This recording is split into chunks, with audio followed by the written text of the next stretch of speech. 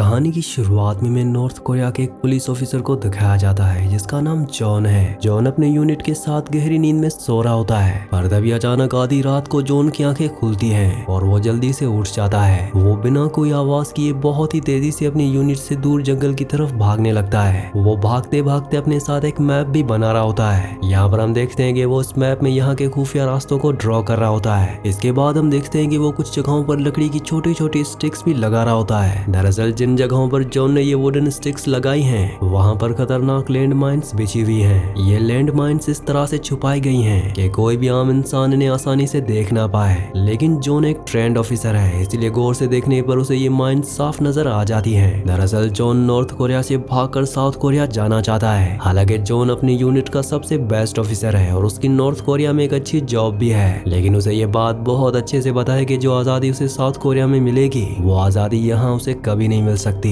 इसलिए वो किसी भी तरह अपनी जान पर खेलकर यहाँ से आजाद होना चाहता है। जिस एरिया में इस वक्त जॉन भाग रहा है और जहाँ उसकी ड्यूटी लगी है वो एक डीमिलिटराइज्ड एरिया है, यानी कि ये एक ऐसा एरिया है जहाँ पर मिलिट्री वाले मौजूद नहीं होते। इसीलिए जॉन के लिए यहाँ से भागना सबसे बेस्ट ऑप्शन है, लेकिन इसमें खतरा भी उतना ही ज्यादा है। अगर वो पकड़ा गया तो गवर्नमेंट उसे सीधा मौत की सजा दे देगी। इसीलिए वो पूरी प्लानिंग के साथ यहाँ से निकलना चाहता है। वो जानता है कि उसे यहाँ से भागने का दूसरा मौका कभी नहीं मिलेगा। तभी हम देखते हैं कि बाकी के सभी ऑफिसर्स के उठने का वक्त हो जाता है और जॉन की वॉच का टाइमर खत्म होने लगता है, यानी कि जॉन ने ये सारी प्लानिंग एक एग्जैक्ट टाइम के साथ की थी, क्योंकि रात में उसे कुछ देर के लिए एक ऐसा वक्त मिलता है जब कोई भी ऑफिसर बॉर्डर के पास नहीं होता। अब सुबह होते ही सभी ऑफिसर्स अपनी नॉर्मल एक्सरसाइज और डेली रूटीन के काम में लग जाते हैं। यहाँ पर जॉन भी साउथ कोरिया के बॉर्डर की तरफ देखकर सोच रहा होता है कि बस उसे एक मौका मिले ताकि वो यहाँ से निकल सके। तभी अचानक वहाँ पर एक जोरदार माइन ब्लास्ट होता है और सभी ऑफिसर्स पूरी तरह से अलर्ट हो जाते हैं। उन्हें लगता है कि कहीं बॉर्डर क्रॉस करके कोई घुसपैठ या अंदर तो नहीं आ गया।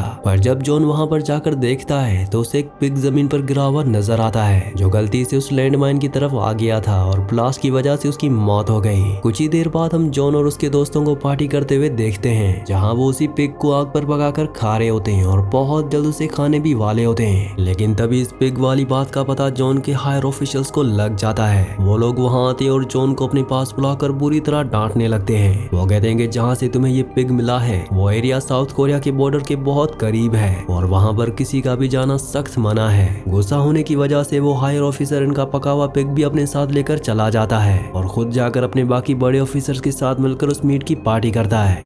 वहीं दूसरी तरफ जॉन उन ऑफिसर्स को ड्रिंक सर्व करने के लिए आता है, लेकिन उसने अपने दोस्तों के लिए बड़ी चालाकी से उस पिग का कुछ मीट पहले ही छुपा लिया था। जिसके बाद जॉन और उसके दोस्त मिलकर उस मीट को खाते हैं और उस पल को एंजॉय करते हैं। उसी रात हम जॉन को एक रेडियो पर कुछ बातें सुनते हुए देखते हैं। दरअसल इस रेडियो पर साउथ कोरिया का कोई शो चल रहा होता है, यानी कि इस रेडियो से जॉन को पता चलता है कि साउथ कोरिया नॉर्थ कोरिया से कितना अलग और आजाद है। यहाँ हमें जॉन की पास्ट लाइफ के बारे में पता चलता है कि जॉन के डैड भी नॉर्थ कोरिया की आर्मी में ऑफिसर थे और ड्यूटी के दौरान ही उनकी मौत हो गई थी और पिछले साल ही जॉन की मॉम की भी मौत हो चुकी है। जिसके बाद जॉन इस नॉर्थ कोरिया में पूरी तरह से अकेला रह गया है, इसीलिए अब वो यहाँ से निकलना चाहता है क्योंकि यहाँ पर अब उसका अपना कोई नहीं है। अगले दिन जब जॉन चुपके से अपने मैप पर काम कर रहा होता है तभी अचानक वहाँ पर जैक आ जाता है। जैक दरअसल जॉन का जूनियर ऑफिसर है और उसे ये बात पता चल जाती है कि जॉन साउथ कोरिया भागने का सोच रहा है। जैक जॉन के पास आकर कहता है कि मुझे भी नॉर्थ कोरिया में नहीं रहना, मुझे भी साउथ कोरिया जाना है क्योंकि मेरी माँ और बहन वहीं पर रहती हैं और मेरी माँ का जल्दी बर्थडे आने वाला है। जॉन पहले तो जैक की बातों को पूरी तरह से नकार देता है और उसे मना कर देता है। वो ऐसा इसलिए करता है क्योंकि उसे डर होता है कि कहीं जैक गवर्नमेंट का कोई आदमी ना हो और वो यहाँ आकर उसका इम्तिहान ले रहा हो ताकि उसका राज खुल जाए। दरअसल नॉर्थ कोरिया से बहुत लोग भागना चाहते हैं और गवर्नमेंट हमेशा जैसे लोगों को ढूंढती रहती है। इस डर की वजह से जॉन जैक पर गुस्सा करता है और वहाँ से ये कहते हुए चला जाता है कि मैं कहीं नहीं जाना चाह रहा। वीडियो में आगे बढ़ने से पहले आप सबसे रिक्वेस्ट है कि आप में से बहुत सारे व्यूअर्स वीडियो तो देखते हैं लेकिन चैनल को सब्सक्राइब और वीडियो को लाइक नहीं करते, तो आप सबसे रिक्वेस्ट है कि चैनल को सब्सक्राइब और वीडियो को लाइक लाजमी से कर दिया करें। अगली रात जॉन का भागने का पूरा प्लान सेट होता है और वो आधी रात को निकलने के लिए तैयार हो जाता है। पर तभी अचानक से पूरे कैंप में सिक्योरिटी अलार्म बजने लग जाता है, जिसका मतलब ये है कि कोई यहाँ से सिक्योरिटी तोड़कर भागने की कोशिश कर रहा है। जॉन उसी वक्त समझ जाता है कि वो जैक ही है, क्योंकि जॉन ने जो मैप बनाया था वो भी वहाँ से गायब था, जो कि जरूर जैक ने ही चुराया होगा। अब जॉन उस मैप को अपने दिमाग में याद रखकर ठीक उसी जगह पर जाता है जहाँ से उसे भागना था और वहाँ पर उसे जैक भी मिल जाता है। दरअसल जैक वहाँ से भागने की तैयारी में खड़ा था, लेकिन जॉन को समझ में आ गया था कि अभी सभी सिक्योरिटी ऑफिसर्स यहाँ पर आने वाले हैं और इस वक्त यहाँ से भागना बिल्कुल नामुमकिन है। इसी वजह से वो जैक को रोकने की पूरी कोशिश करता है और कहता है कि इस प्लेन को अभी रहने दो,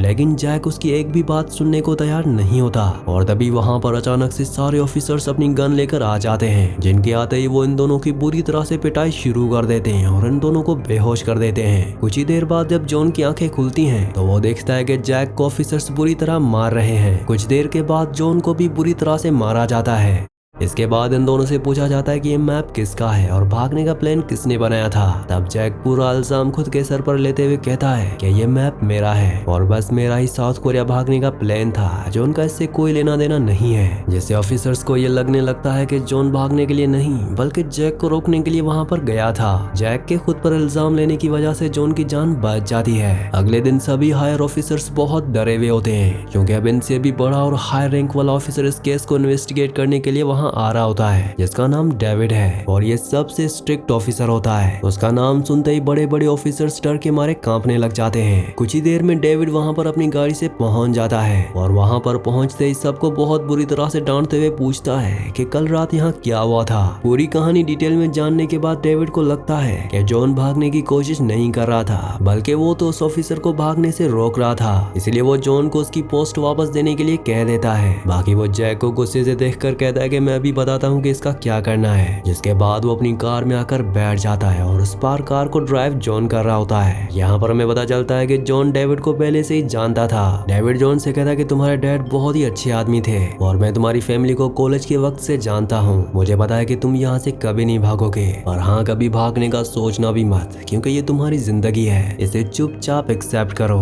इतना कहकर डेविड जॉन को एक बहुत बड़ी पार्टी में लेकर जाता है जहाँ सभी बड़े ऑफिसर्स आए होते हैं और वहाँ डेविड सभी को बताता है कि कैसे जॉन ने एक ऑफिसर को अपनी जान पर खेलकर साउथ कोरिया भागने से रोका और उसे हमारे सिक्योरिटी सीक्रेट साउथ कोरिया की आर्मी के हाथों लगने से बच गए। इस बहादुरी के लिए जॉन को एक हायर रैंकिंग की पोस्ट दे दी जाती है, लेकिन इस ऐलान से जॉन अंदर ही अंदर बिल्कुल खुश नहीं होता, क्योंकि कुछ ही वक्त में जॉन की आर्मी सर्विस खत्म होने वाली थी और वो रिटायर होने वाला था। लेकिन इस नई हायर पोस्ट की वजह से अब उस पर निगरानी भी ज्यादा रखी जाएगी और वो अपनी सर्विस से बहुत लेट रिटायर होगा। वहीं दूसरी तरफ हम डेविड के एक दोस्त को पार्टी में देखते हैं, जिसे देखकर डेविड बिल्कुल खुश नहीं होता।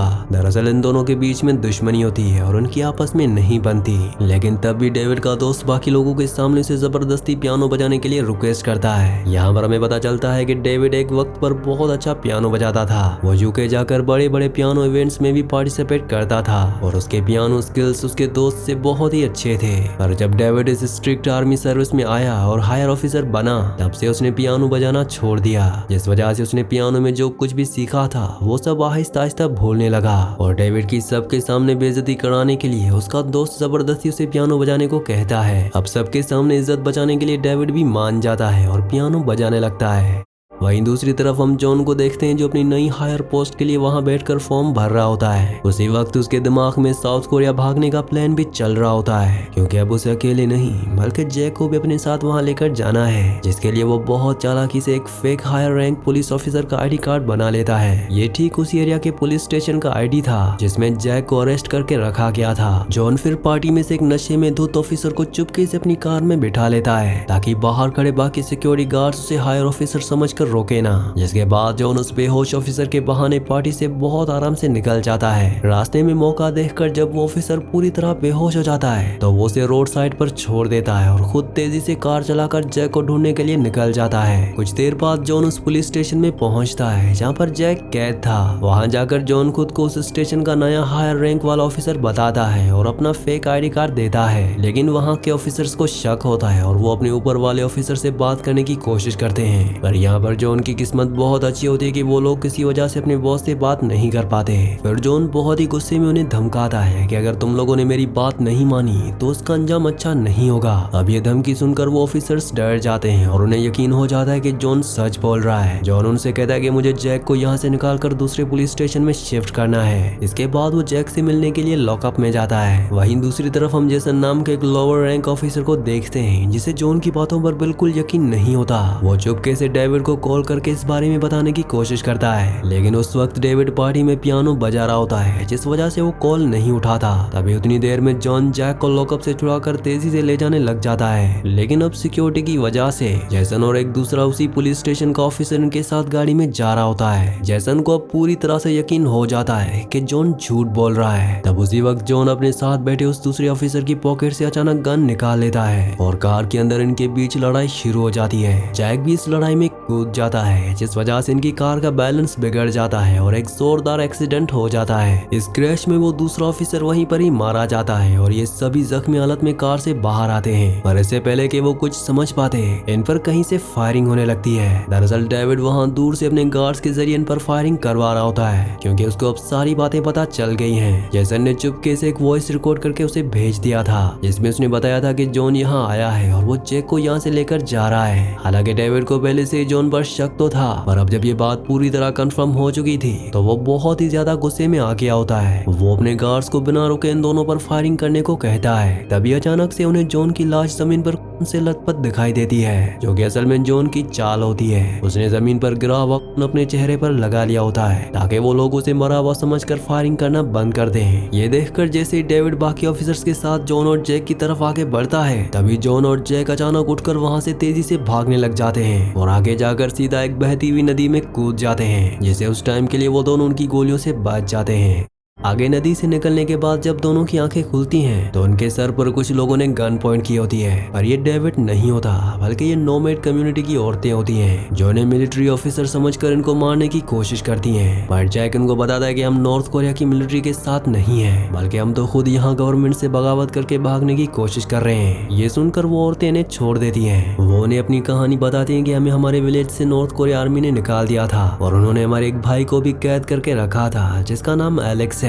एलेक्स का नाम सुनते जैक को याद आता है कि वो जैक में एलेक्स से मिल चुका है और ये बात वो उन औरतों को बताता है। ये सुनकर उन सभी औरतों की जान में जान आती है कि वो अभी भी जिंदा है, क्योंकि इनको लगा था कि आर्मी वालों ने एलेक्स को अब तक मार दिया होगा। कुछ ही देर बाद वहाँ पर अचानक आर्मी के लोग पहुँच जाते हैं और इन लोगों को भी आर्मी वालों को देखकर उनके साथ झाड़ियों में छुपना पड़ता है। जिस वक्त ऑफिसर्स इन सबको जंगल में ढूंढ रहे होते हैं, उसी वक्त वो फोन पर डेविड से भी बात कर रहे होते हैं। जिस दौरान डेविड फोन पर बैकग्राउंड में उन लोगों की झाड़ियों में भागने की आवाज सुन लेता है। डेविड फोन पर सुनी आवाज और उसकी डायरेक्शन के जरिए ही अपने ऑफिसर्स को इंस्ट्रक्शंस देता है और उस टेक्निक से वो सभी गार्ड्स जॉन और जैक तक पहुंच जाते हैं। लेकिन इससे पहले कि वो उन्हें शूट करके मारते, वहां मौजूद वो नोमैड औरतें गार्ड्स पर फायरिंग शुरू कर देती हैं। इस डिस्ट्रैक्शन का फायदा उठाकर जॉन और जैक वहां से जल्दी से आगे भागते हैं और भागते भागते सीधा बॉर्डर के पास पहुंच जाते हैं। लेकिन डेविड वहां पहले से ही अपनी स्नाइपर गन से निशाना लगाकर इनका इंतजार कर रहा था और जैसे ही जैक को अपनी एरिया में देखता है, वो उसे सीधा शूट कर देता है। गोली लगने के बाद जैक जमीन पर गिर जाता है। जैक जख्मी हालत में जॉन को एक नेकलेस देता है और कहता है कि ये मेरी माँ को दे देना।